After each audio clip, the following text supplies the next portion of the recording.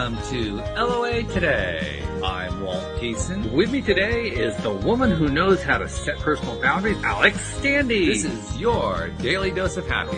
We are so happy you decided to join us today. And Alex and I are hanging out by the stream today. We're going to be streamside watching the flow go by throughout the day because David Strickle, the Stream of David, joining us today. Hey, David, how you doing? Good. Always good to be here. It's good to have you here. And I imagine we're probably going to get some of the Taya community logging in and checking in at some point. So I imagine we will get some stream questions there. But in the meantime, you and I need to catch up because we haven't talked in a bit. And the last couple of times we tried to connect didn't work. The last time you tried to connect, I had COVID. That didn't work too well.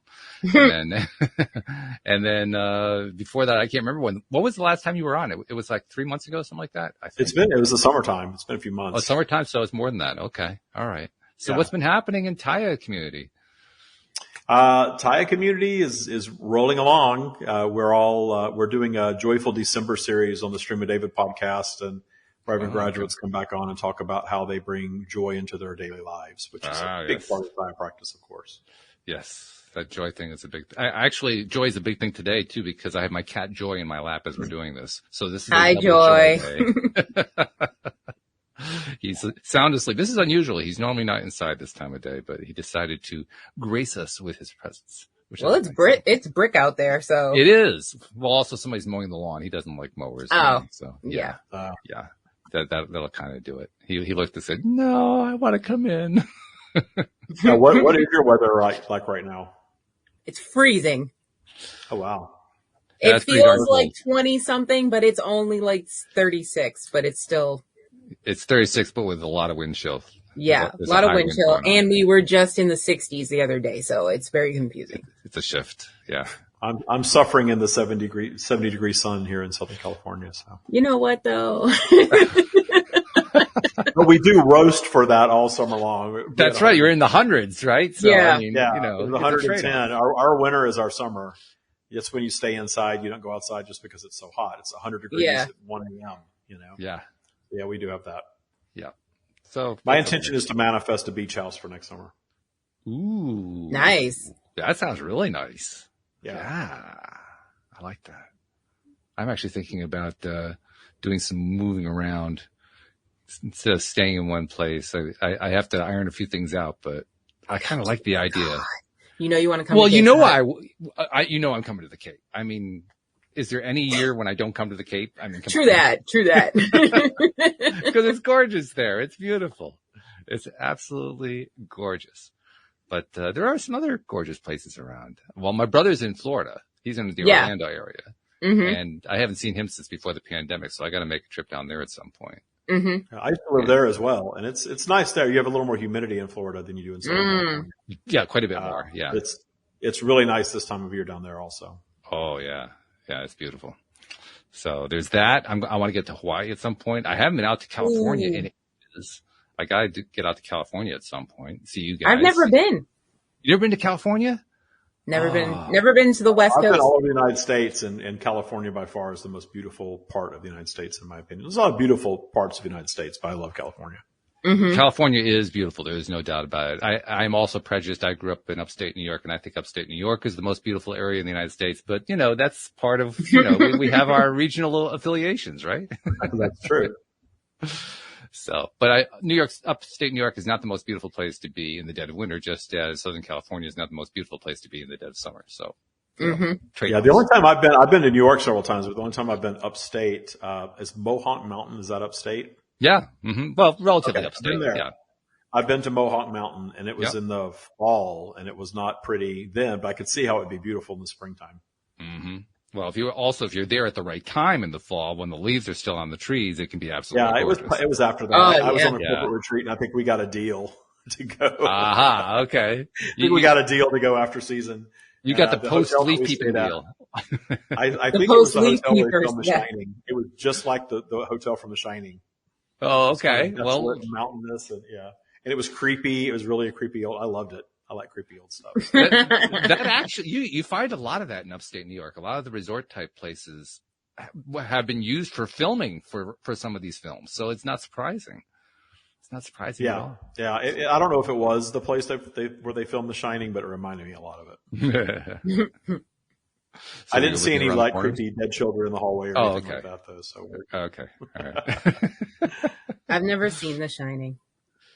Wow, the movie queen has never seen The Shining.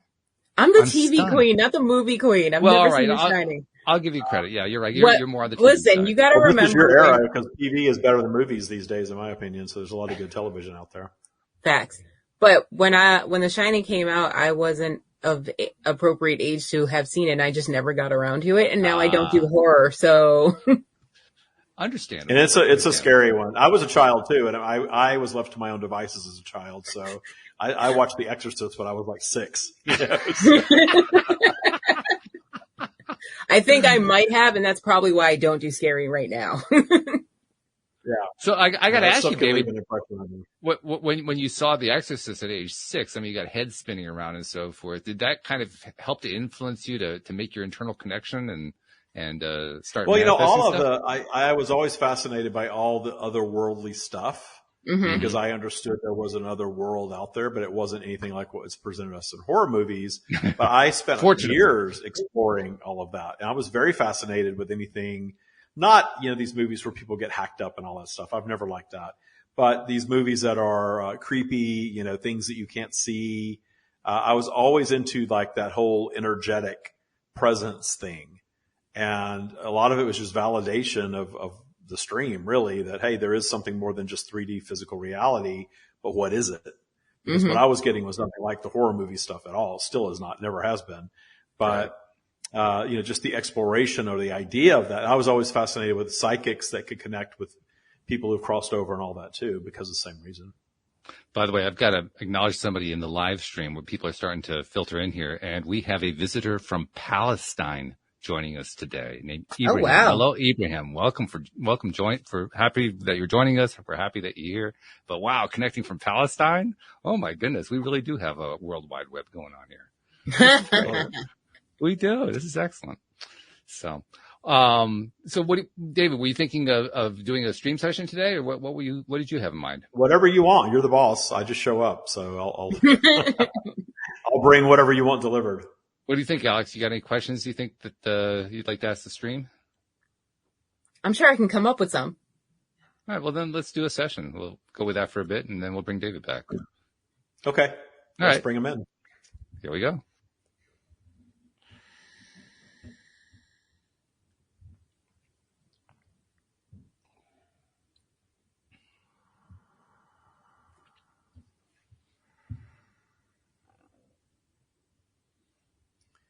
We are here. Welcome, stream. Thank you for flowing past this corner of the internet neighborhood. We appreciate you being here today.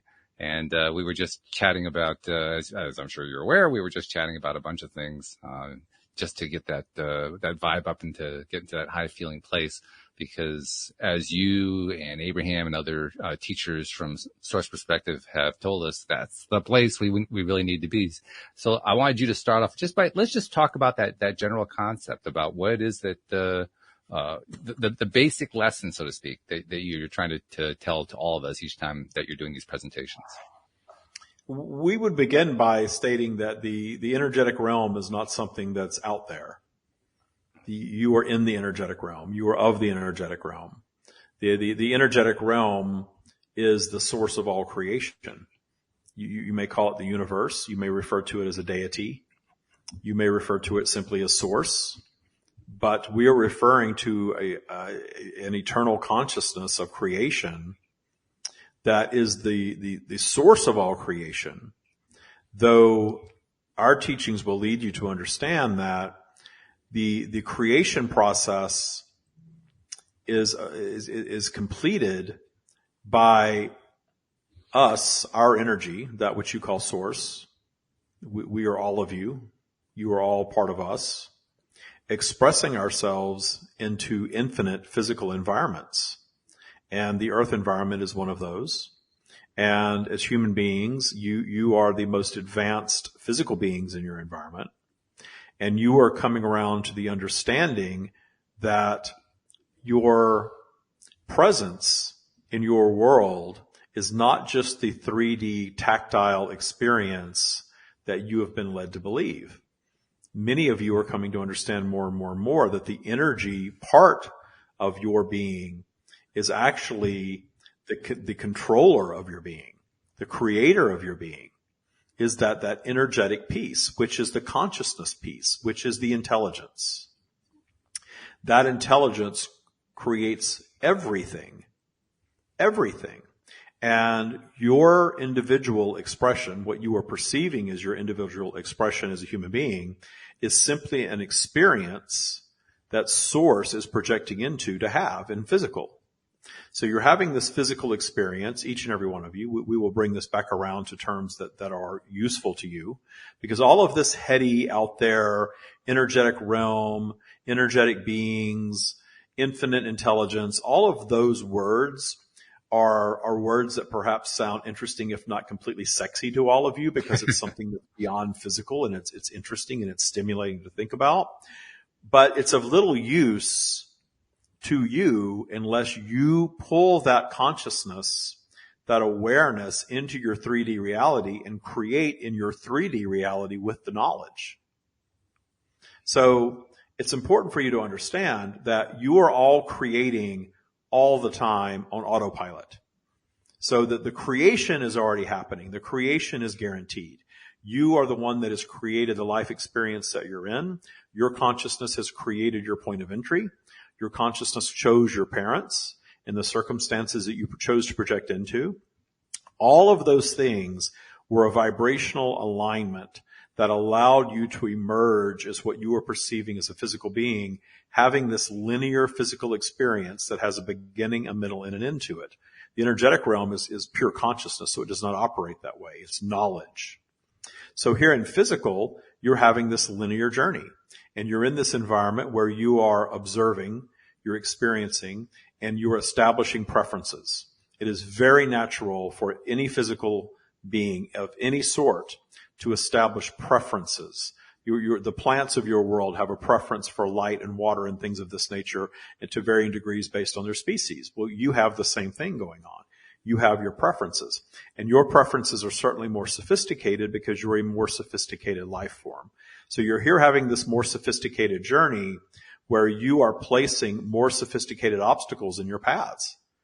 Your version of drama is very different than that of most of the animal and plant life in your world. Mm-hmm. So that's because you need that additional stimulation to continue to motivate you to create. So you have these preferences, you have these things that you observe that you want to experience. And in the end, your belief is that if you experience these things, you are going to experience some sort of joy or satisfaction. That you're going to have a satisfying and or joyful experience in the having of something, in the being of something, in the doing of something. Your egos want to have these experiences. Your egos want to be recognized. Your egos want to be the best and put you first. And there's nothing wrong with that. That's how a species expands and survives. That's selfishness. We are here to guide all of you to understand that your ego is serving a great purpose in your lifetime. Your ego is serving that purpose of taking you on this physical journey, moving you forward, inspiring you to want more.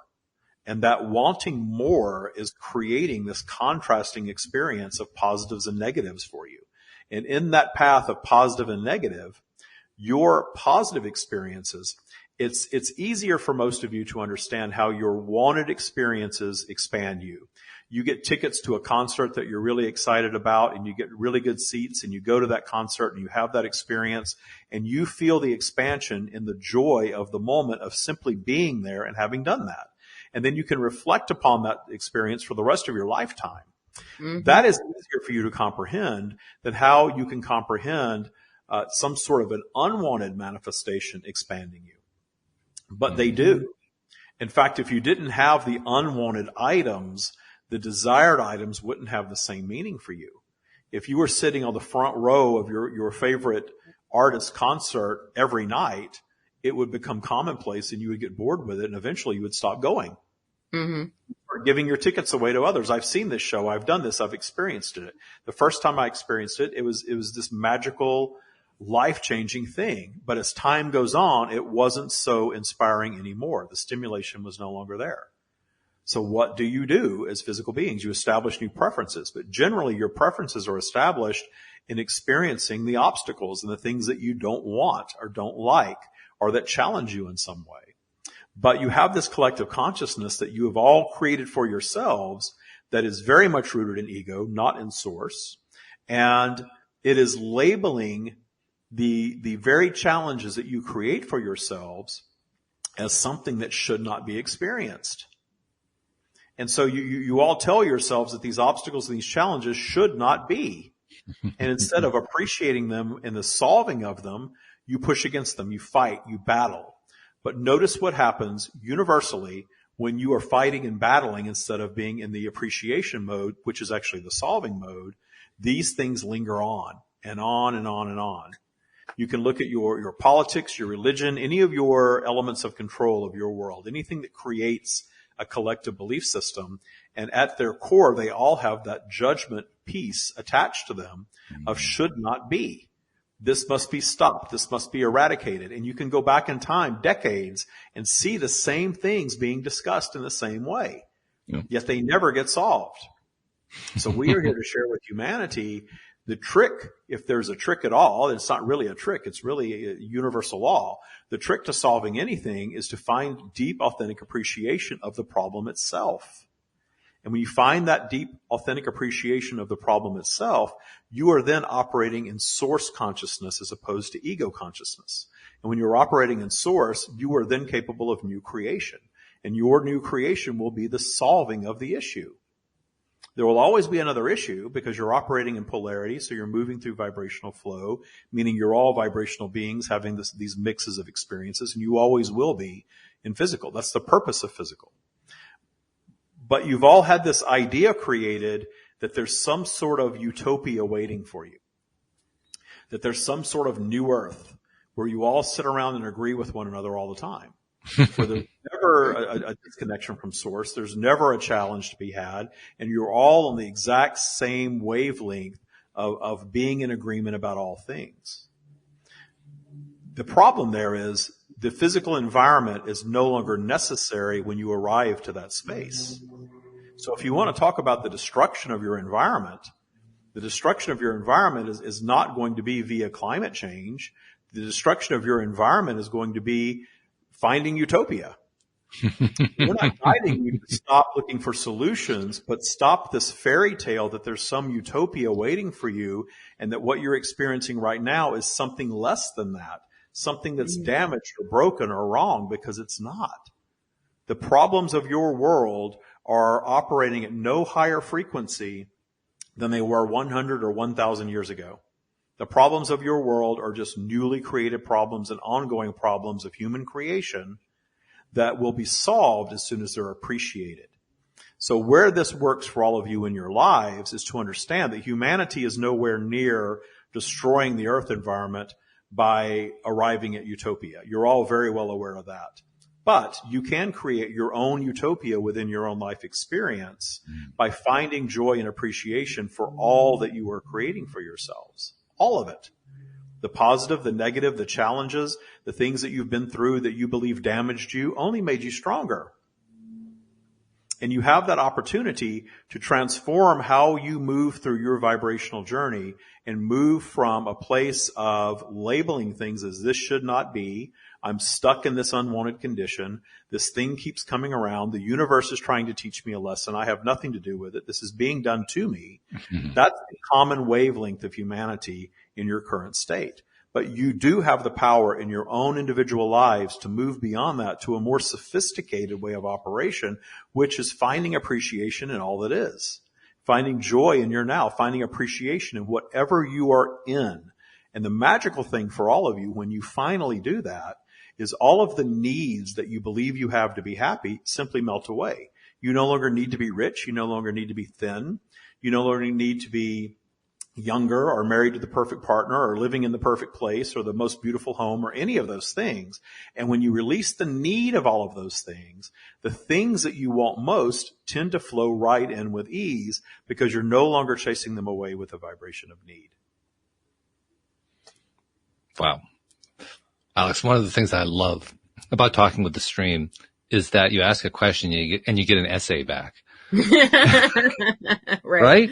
And it's a good essay. It's a really good essay. I mean, I could probably hang 10 to 15 questions. Oh, speaking of questions, anyone in the live stream, if you have questions that you want to ask the stream, type it into the chat and I'll be sure to relay them to the stream so we can get them answered right here on the program. But I mean, I love all of the different kinds of questions that I can ask, but oh my goodness, so much great information that comes through and all that. One of the thoughts that went through my mind stream as you were talking there, through David, is that, I often think about the fact that, yes, we do experience in full technicolor the stuff that we didn't really mean to ask for, but we asked for anyway, the stuff that we didn't like, that we didn't prefer. And the thought that often goes through my head is, what on earth was I thinking? I kind of second guess myself. But then you took it right into the whole appreciation angle. And that's actually something I've been working on specifically very much lately in my own life. There have been a number of situations going on. Right now, I'm going through a period in my life that I have not yet detailed here on the podcast. And I know I've teased you about it before, listeners. I am going to get there. I'm going to tell you the whole story at some point. The reason I haven't told you the story mainly is because I'm still living it. I don't know what the whole story is yet. I have a bunch of stuff that's still playing out. But one of the aspects of what's going on is that it reminds me of an experience that I've talked about here on the show that happened about 8 years ago. And in that experience, I was dealing with the fact that everything was up in the air. Everything seemed out of my control. And it was the optimum time, or the ultimate time, depending on how you want to look at it, to just trust and appreciate that things are going to work out, because I couldn't see how they were going to work out. And the exact same thing is happening now. It's different circumstances, different stuff going on, but it's very much the same thing. It's like my whole life kind of got ripped out, and all of a sudden everything was up in the air, and I didn't know how any of it was going to resolve.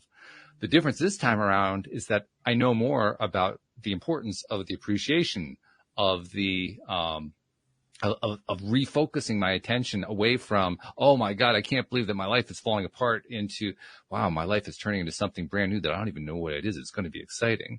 And that alone changes the experience. There's still a trust factor that comes into it. It's not like I've instantly learned the lesson from 8 years ago, say, oh yeah, this is easy, I got this. No. It's still just as difficult as it was then. The difference is now I know. Now I have the information that's feeding me as I'm going through all this stuff. So that's my very long-winded way of saying I appreciate what you were talking about there, Stream, because I can apply it directly to what's going on in my life right now. And I kind of suspect there are a lot of people listening in right now who can say the same thing. Now, we do have a question from Undine, a question for the stream. The question is, how does one deal with someone gaslighting you? And this is a really interesting choice of words here, because Merriam-Webster Dictionary just named gaslighting as the word of the year. I don't know if you heard that, but I thought that was pretty cool. Anyway, the question is, how does one deal with someone gaslighting you, i.e. moving things in a house and saying they have not moved and try to imply there is something wrong with you in any confrontational conversation? The path to solving anything and everything is appreciation. And when you feel like you're being manipulated, and you feel like someone is being dishonest with you, and it's taking you to that place where you are questioning perhaps your own sanity in a moment, it is difficult for you to find instantaneous appreciation of something of that nature. However, you can find appreciation for that. Reminding yourself of what we refer to as the source perspective, our perspective of appreciation of all things. That appreciation is not about celebration and begging for more of the same. Appreciation is having such a deep understanding of your transgressor, and in this case, the one that you are labeling the gaslighter is for you indeed a transgressor. Having such deep understanding of them from a higher perspective, meaning when you really zoom out and you remove all fear and judgment, you get out of your ego space, and you are starting to apply the source perspective across your life and your world. I appreciate this. I appreciate that. I can deeply understand this. when you get yourself into that really high vibrational space, it's much easier for you to concentrate this way because your mind shifts into a higher frequency and you are aligned with your source being, which is always inside you. And when you do that, you are then able to review topics through the lens of source, meaning through the lens of appreciation, something that perhaps you were judging just moments prior, you are now having a higher vibrational opinion of. So apply that higher vibrational opinion to the one that you believe is gaslighting you and the situation of the gaslighting. That why would they be doing this? And sometimes you have to use your imagination to bridge the gap. You're not exactly sure why, but you probably have some ideas why. Why would they be doing that? Generally, when someone is behaving towards you in such a way, you all understand when you really move up your vibrational spiral, you understand that their actions are actually rooted in their own transgressors and then their own fear and judgment. And you all know what that fear and judgment space feels like. It doesn't feel as good as appreciation. It doesn't feel as good as loving and appreciating yourselves and all that is.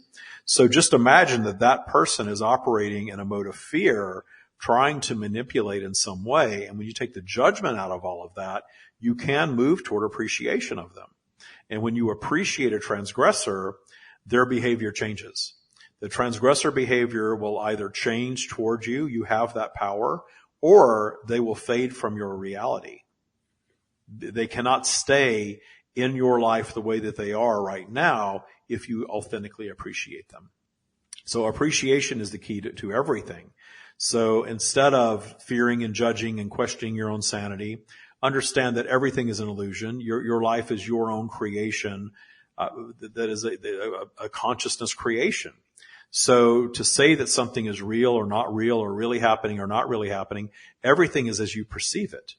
And to really illustrate that, think about the only moment that you have ever in physical is your exact now moment. What happened seconds ago only now exists in your memory. It's just consciousness now. And when you project your consciousness into the future and you imagine what might happen later today or tomorrow or next year or whatever, that is also a consciousness creation. You're imagining it. You're conjuring it. So everything only exists as consciousness other than the now that you are in your perceived linear experience. So when you look back over the behaviors and this day this was moved and that day that was said and this day there was a confrontation and it was all denied, and you start whipping up all of that vibration of judgment around that scenario, you are giving it life. So in your lack of appreciation and your judgment of it, you are breathing more life into the scenario. And we understand that many of you have been taught that you're victims of these things, that you have nothing to do with it. But that's very much denying your personal power of creation. And to take away a being's personal power of creation is really taking everything from you because you are creating your reality. So as long as you are judging and fearing and contemplating these things, you're going to keep it alive. But when you move toward authentic appreciation, well, there they are again doing this thing because they're in a state of fear. It has no impact on me unless I allow it to. So I'm just going to allow them to have their experience and appreciation of them, and I'm not going to participate in that. Something gets moved. It doesn't matter who moved it. It doesn't matter. Something is said and then the words are retracted later. It's okay. It's okay. It's just a scenario. And the more you detune it, the less you're going to see of the behavior. As we have stated, the being that's participating in this is either going to stop participating in it or they're going to simply fade away from you. And we would guide you to not fear either of those scenarios transpiring, because the more you do your vibrational work and move your default vibration higher and higher and higher, you are going to see the landscape of beings around you shift. And you're going to have to ask yourself, why is this person now bothered by me when they weren't before? I'm doing all of this vibrational work. I'm forgiving. I'm appreciating. I'm meditating. I'm doing breath work. I'm looking for things to appreciate throughout the day. My focus is raising my vibration. Why am I bothering them so much? You're bothering them in those scenarios because you're no longer vibrationally aligned with them. They're here and you're there. Don't go into the judgment of that. Simply appreciate the fact that you are choosing to do some work that's changing your vibration, and that some people are going to choose to distance themselves because of that work. And then ask yourself, if I'm moving up in vibration and my higher vibrational matches are now moving into my life and my lower vibrational former matches are exiting, isn't that a good thing? Really good. Not only is that a good thing, it's a great answer. I mean, it's good all the way around. I love it. So, Ondine, I think I probably answered your question. Hopefully you got the answer you were hoping to get. Leslie, who is contacting us from, Ondine says it's brilliant. So there you go. Leslie, is connecting from down under, and she's also part of the Taya community. And she has a question. And her question is, why human inertia? Does it have a purpose? If you were speaking of momentum up or down your spiral, which is essentially what would create that, that's all a product of your focus.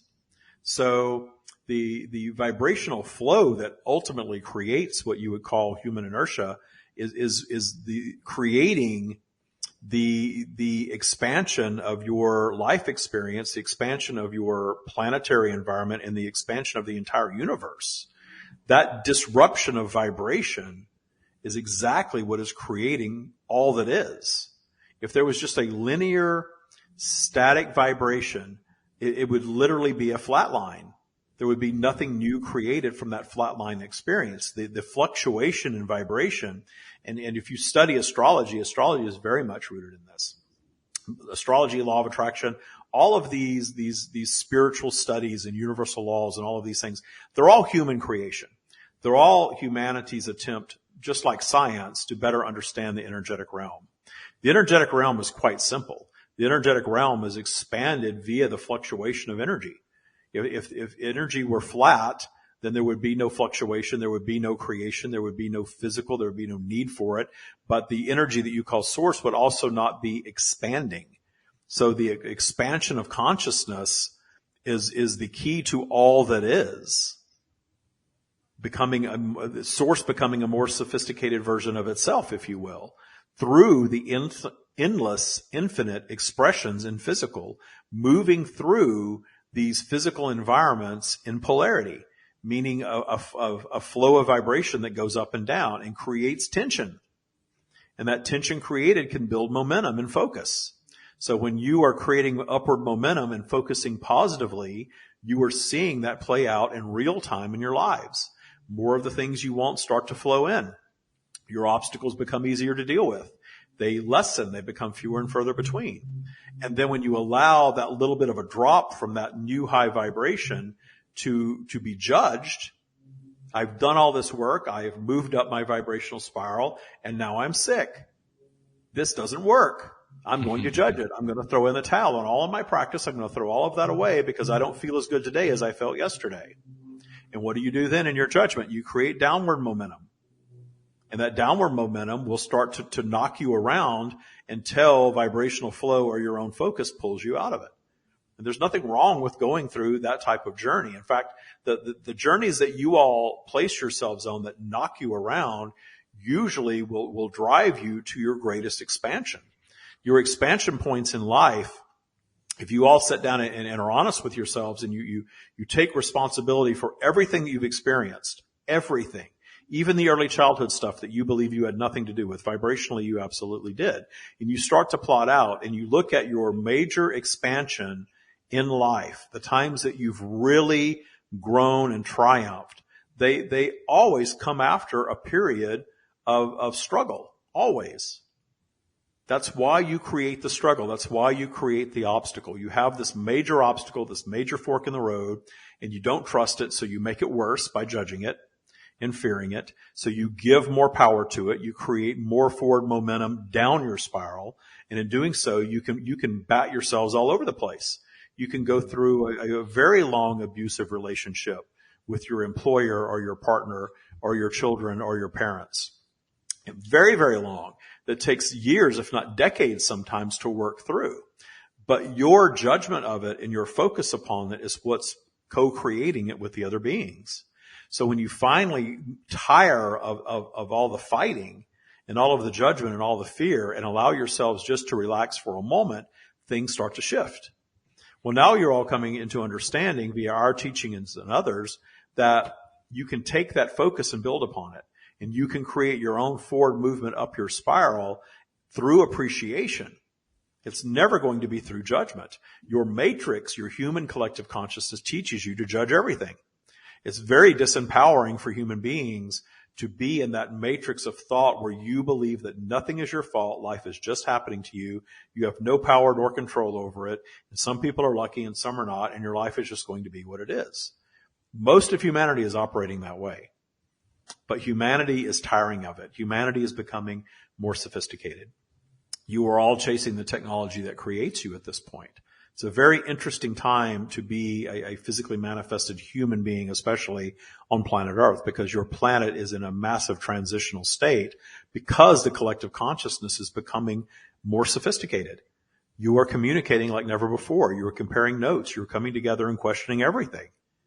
And you were seeing that collective questioning create massive disruptions across your world. Not for the first time, certainly, but you are seeing a major shift. That compliancy, that human compliancy is being disrupted. You are not as compliant as your parents were, and certainly not as compliant as your grandparents were. Every generation is becoming less and less and less compliant. And you're cracking open old belief systems by your questioning of them and then forming new ones. And in some cases, moving right back into a polarized, very matrix created belief system, but a little more sophisticated than those that came before.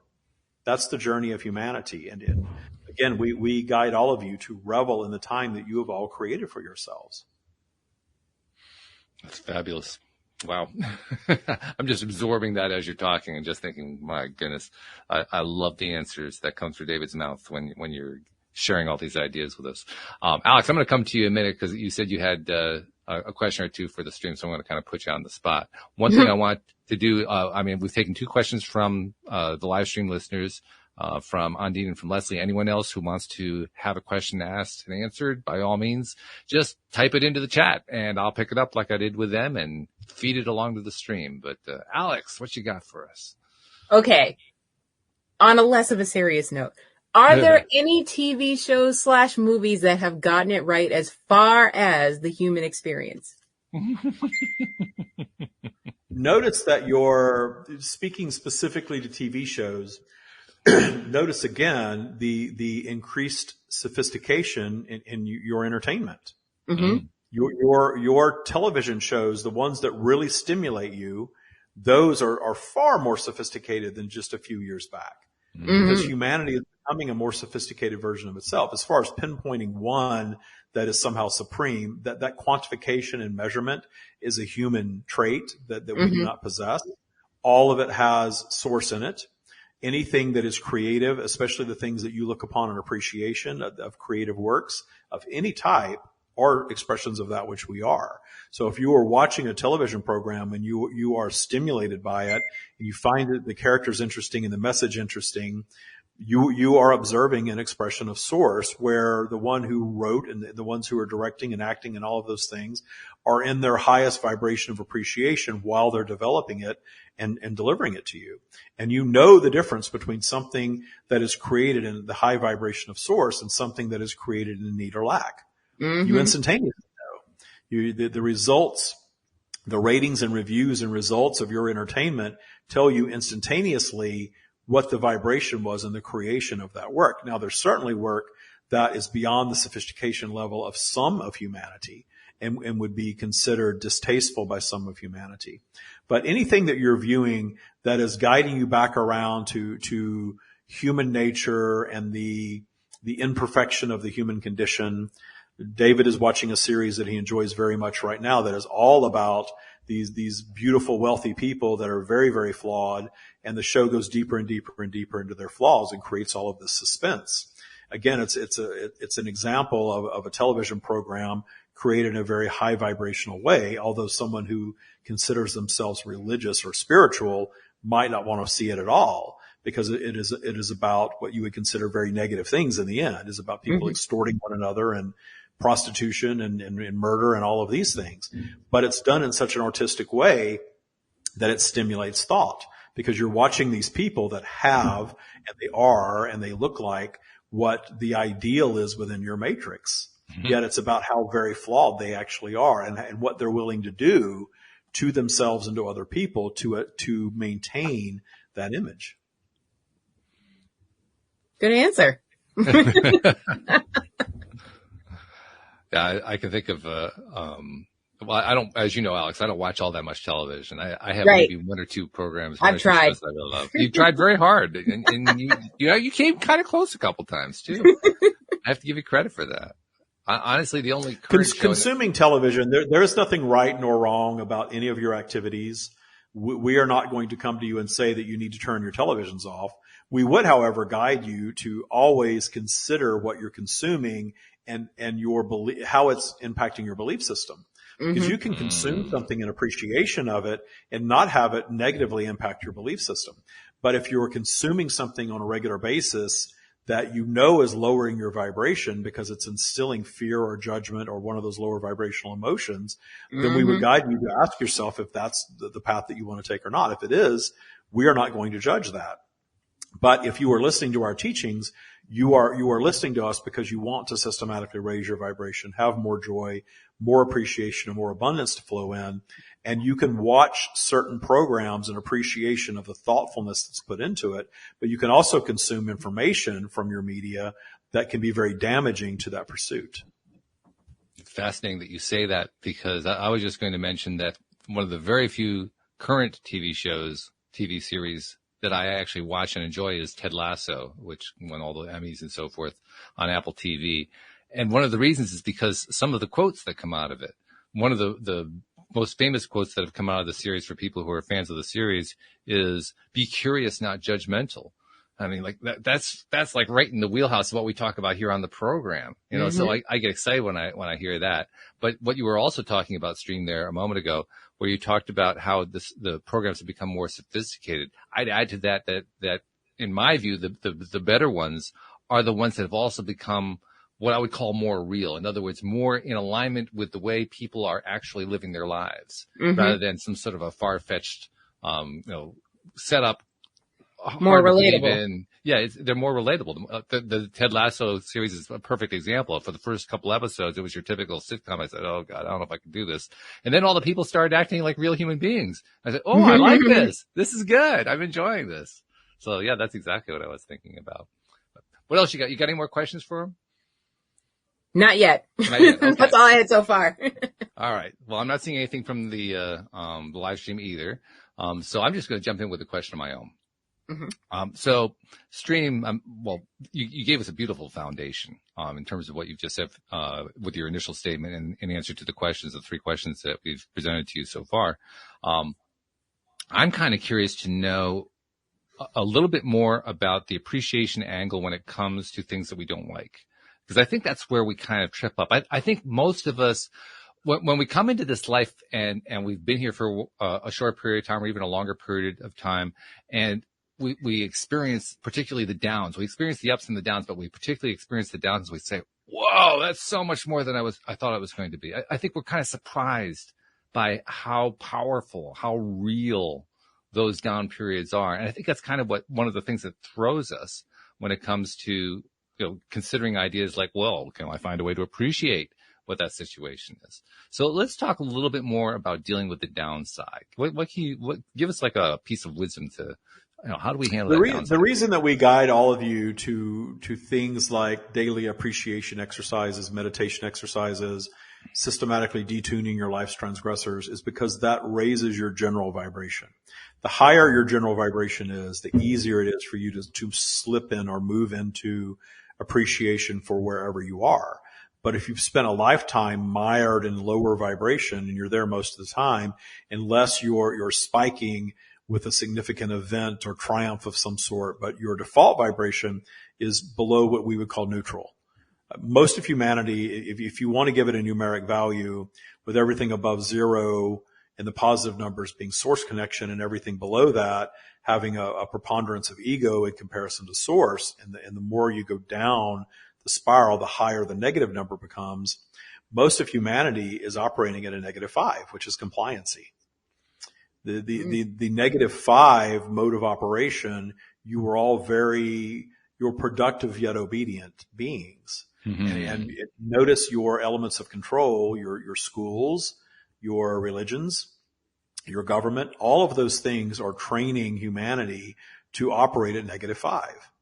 And the reason behind that is because that at that compliancy place, there are armies of beings who are willing workers, who are willing to fall lockstep into what they're told to think and do and believe. And most of humanity is operating that way.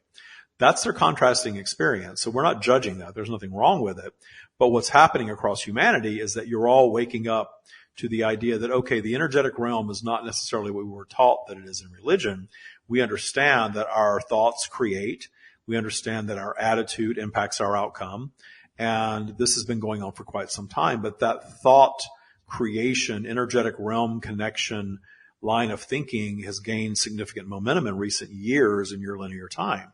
So moving into that mode of thinking, but being so aware of your matrix, meaning you are wanting to break out of this and you are wanting to believe that you can be more and have more and do more, but there's so many elements of your matrix that are telling you the contrary to that. And there's evidence all over around you, if you choose to look at it, of that.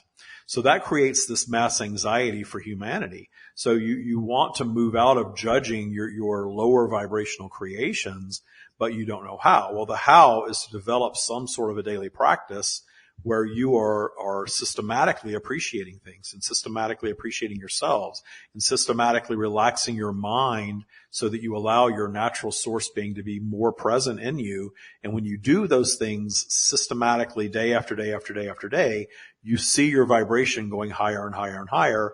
And then you notice that the downtime, you are able to reason with it more. It doesn't feel like it's happening to you anymore. You can find yourself in a lower vibrational state and know that when you're in a higher vibrational state, you're going to think very differently. You're going to feel very differently. You're going to act very differently. But right now, you're not there. Right now, you're down here. And it's okay for you to be down there. It's okay for you to be manifesting obstacles and de-manifesting things that you want. That's part of the human journey. When you start taking the judgment out of that anything that you catch yourself labeling as this should not be, anytime you are thinking that, because when you catch yourself suffering, you can at the core of that suffering find that label of this should not be. Yet it is. It's your creation. So there's no such thing as should not be because you created it. So you can reason your way out of that very logically. It doesn't have to be some woo-woo out there thing that you pretend to do. In fact, those things don't work as well as using logic to reason your way out of that. I created this obstacle. It doesn't matter how I created it, because if I go down the rabbit hole of trying to figure that out down here where I'm not capable of new thought, because by the way, when you're below zero, you are not capable of new thought. You're recycling. You're not solving anything in that. That's why when you get really frustrated with working on something and in your frustration, you're never going to solve it. You walk away from it for a little bit. Go walk outside, go take a breath, go have a cup of coffee, even a cigarette, whatever soothes you, it does not matter. We're not judging it. Then come back to it and understand that in your higher vibration of appreciation, or at least your relaxed vibration, you're more likely to solve it. I love that. And don't go tell everyone that the stream is guiding you to smoke cigarettes. You can do whatever you want. We're not judging it. Right. Yeah. I mean, this program doesn't endorse cigarette smoking, but we're also not going to say, well, don't do that. That's bad. You are all free to do and operate your lives however you want. Obviously, there are health situations that arise from different practices and different things, but you are all aging yourselves through the human journey, and you all have things that you like to partake in that could be labeled should not be. And usually that label of should not be doesn't solve the desire to want to partake in such things. The label of should not be usually prolongs whatever you're experiencing. I especially love the part where you've talked about how when we're in the low vibration, the negative space, the below zero space, we are incapable of new creative thought, that we're just recycling old thoughts. If we can remember that. The further down you go on your spiral, the less and less capable you become. That's why you can go all the way down to pure despair where you feel hopeless, because in that space you are hopeless. Yeah. You are. Yeah, there's You no are way out. hopeless down there. It seems. Yeah. But Absolutely. the thing about it is that you will not, your focus prolongs your time in that lower vibrational state of hopelessness. If you simply don't try to go reach for something more hopeful and simply relax, polarity will move you out of that space just the way that it moved you into it. Mm-hmm. Yeah. The thing that just grabs at me as I focus on that, the idea that we're not capable of conscious creative thought in that lower vibrational space. When I can remember that, that's when I'm most likely able to take that break. And that's that very reasonable part of your mind, your human mind, that very often spiritual teachers sort of guide you away from utilizing. We guide you to utilize that because that evidential reasoning is something that really works for you, especially when you're in low. It's all of ego. So it's something that does work for you when you're in the lower vibrational state. Being a little more 3D when you're down the spiral is not a bad thing, but allow your 3D to be something that is creative in that I know how to get out of this space. I'm not necessarily capable of solving everything or nor new thought down here, but I know enough to know how to move myself out of this space. I've been here before. I will be here again. There's nothing wrong with being down here, but I don't have to linger here. I can move myself out simply by clearing my mind a little bit, appreciating myself or something external from me a little bit, because when you're appreciating, you are activating source within you. Whether it's a puppy or a bird or yourself or a blue sky or the wind, whatever it is you can reach for and find appreciation for when you're down the spiral, that is activating your own source connection within you. And it's also powerful, I think, the more often that we do go down into that low vibrational space and then raise ourselves out in a variety of different tools, whatever our favorite way is to relax ourselves, so to speak, the more that we begin to believe we really do have that ability. We really do have that power. I think the belief, the lack of belief, let's put it that way, actually holds us in that space longer than anything else. What we're doing when we're applying the teachings and the tools that you're presenting to us is we're training ourselves to believe, I really can climb. You're training yourself really to trust. And that is why we guided David to call the practice Trust Your Abundance, because it all is about trust. If you are down the spiral and you're trusting your abundance, even when you're down, that abundance will return, because what you call source or the universe is nothing but abundance. Abundance is delivered to humanity, to planet Earth, from the universe, from source, all the time, without fail, all the time. The only separation from abundance is the separation from source. And that is when you go down into your ego consciousness and start doubting and fearing and judging and comparing and doing all of those things that you do in lower vibration. So that's the separation from source that creates the disruption of abundance. But the disruption of abundance creates more abundance. Yes, that's the ironic part. So appreciate the disruption of abundance and understand that more abundance is going to follow in your appreciation of the disruption. But you have this matrix that you operate in, by and large, that tells you exactly the opposite. I'm reminded things are bad, of they're only going to get worse. You're not lucky. That one is. They were privileged. You're not. All of those things that you're taught in the matrix are designed to keep humanity at a -5.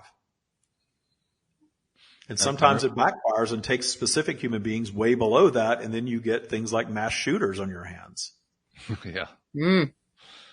That's the truth.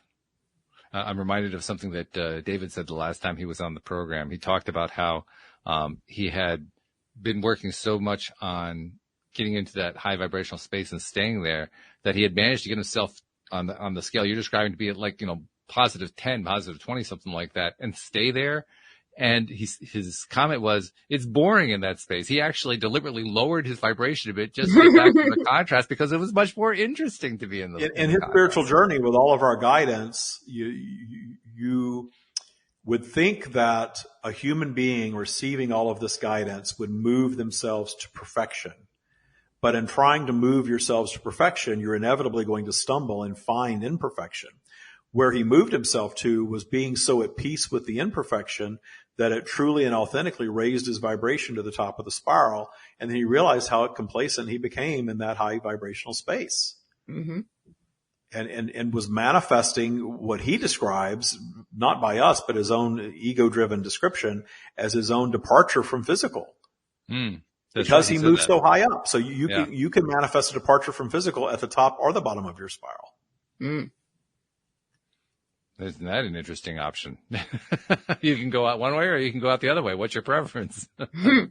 Well, it's because polarity is the purpose of the physical experience. And when you're no longer moving through polarity, if you're just keeping yourself at the top or you're holding yourself at the bottom of the spiral indefinitely, and it's not an easy thing for most of humanity to do, but some of you, you're well aware, do it, you manifest your demise. Now, the aging through the human experience is something that comes naturally to you as you age out of your current environment. You become disassociated with your environment. That takes you down your spiral somewhat. You manifest the health issues that are going to facilitate your departure from physical. That's the aging journey that you all create for yourselves. Well, this has been, once again, as usual, a fascinating discussion. I think we need to bring David back and let him do a little recovery and then do some catching up. So thank you, Stream, for being with us, and we'll let you disengage while David comes back. Well, what do you think, Alex? I had a good time. I always do.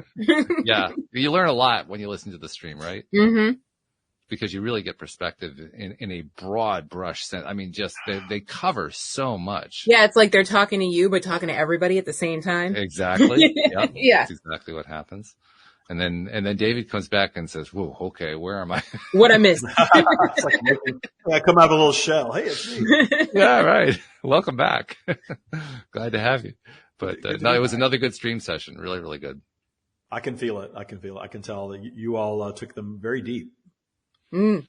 Well, we love to do that. That's fun. Yeah. Well, that's the fun stuff, right? Yeah, I get exactly. Yeah. We were kind of finishing up toward the end, where I was kind of relaying, and the stream refined it, relaying a story that you'd shared the last time you were on the program, where you talked about how you'd gotten yourself up to a very positive, high vibrational state, the highest vibrational state on the scale.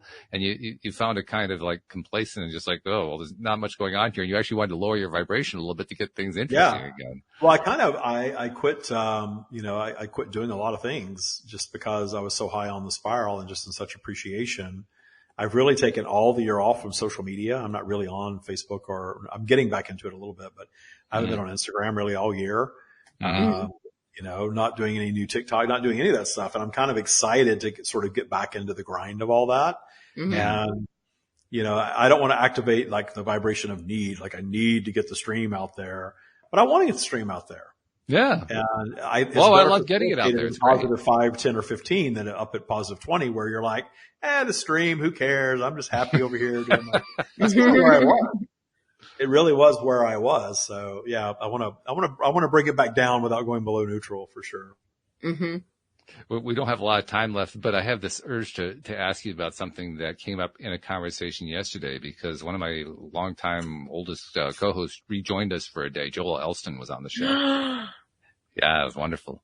And he made a comment at one point. You just referred to not being on Instagram, and that's what kind of flashed in my mind. He made a really interesting comment. He was telling a story about a friend and client that he works with who has a very strong Instagram following, and she has built up this very beautiful, physically beautiful persona on Instagram. It's all the, I don't know what they call the filters and so forth, but the photoshopping, so to speak. She had basically photoshopped herself into this ideal woman, and she'd gotten to the point where she didn't want to show her real face in public because her real face was nothing like the persona that she was putting on Instagram, which was really interesting. And his comment was he would be very happy if Instagram went away. Mm-hmm. He thought that we'd be better off without Instagram. So I just wanted to throw that in your lap, David, because I think you'll probably give us a different perspective. But when you hear that, what are you thinking about? I think that all of these social media outlets have positive and negative. They're polarized like everything else. Positive, we can connect with one another like never before. And you can, anytime I'm bored and want some stimulation, I'm kind of bored with Instagram personally because it's kind of the same stuff over and over and over again. But I've noticed, because I moved over to TikTok as a consumer a little bit, and then I got really bored with that. It got really political there for a while. At least my feed did. And then I noticed that Instagram, their knockoff of TikTok, Reels, it's just beautiful. That my feed on Instagram is just all beauty and things to appreciate. Not Photoshop people, but beautiful places, travel, things like that. So I think it can be uplifting. if you utilize it in a way, you know, that you're kind of consuming the stuff that uplifts you. I think following people that, put a facade out there, if it's inspiring to you, I don't know. I try to refrain from judgment, especially right after streaming, because they don't judge any of it. True. With me, because you asked me this question, Yeah. I think you just have to appreciate, like the Kardashians, you know, who's more controversial than the Kardashians? You know, from what I know of them, they use a lot of filters and there's a lot of, you know, touching up that goes on photos and stuff like that. But they have a huge following. And some of that is probably positive, and some of it probably entails people looking at them and looking at themselves. I would say I would love to get into a vibrational space where I can see someone who is naturally beautiful or photoshopped and appreciate them for what they are and still love me for what I am. Mm-hmm. And maybe you have to get to your 50s to accomplish that. I don't know. It took me a while to get there. Yeah. It took me a while to get there because it's interesting you asked me that question because I went and had new headshots done yesterday. Oh, really? My headshots don't look anything like me. I had a color, you know, my beard, you know, went gray and I was coloring it for a while. I was in better shape than I am now. I was more tan than I am now. I don't look the way that I used to look. My old headshots, I thought I looked pretty damn good in my headshots. Sure. Yeah. And I could back it up for the most part when I would appear live. Now, you know, you see this one person and then I pop on like, hey, Streamer David. And they're like, who the hell is this guy? Like, holy catfish, what is going on? Yeah. And I have to tell you, when the photographer showed me the camera, I wasn't like, oh my God, I look so fat. Oh my God. I just wasn't like that yesterday. I was like, oh, I like that. Cool. You know, it was like a fraction of the photo shoot of the one that I did in 2018. Yeah. And those other photos where I was so consumed with, you know, I got to look the right image and, you know, I'm putting Taya out there. I need to look, and that's so like then, you know, but if somebody wants to be all photoshopped and have this perfect thing that everybody wants to follow, I just think that that's just the experience they're having. It's okay. I had it too. So I don't want to be one of those people that sort of comes out of that experience and then judges everyone who's exactly where I was just a few years ago. Mm-hmm. Yeah. Interesting that you mentioned that, because literally before we got started with the show today, I was in contact with Carrie, who does a lot of your behind the scenes stuff, asking her, do you have any current photo headshots of David? All I have is the old stuff. And so here you are. He doesn't look anything like this person. Yeah. I will soon. Very soon we will have some that actually look like me. Yes. So cool. So we'll be able to use that next time.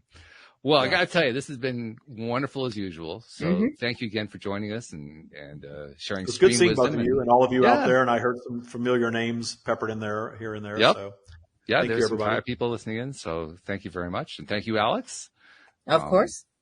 I know you still are going through stuff, but as usually you have a smile on your face, and that serves you well. But we also wish you well as you're working through your health journey.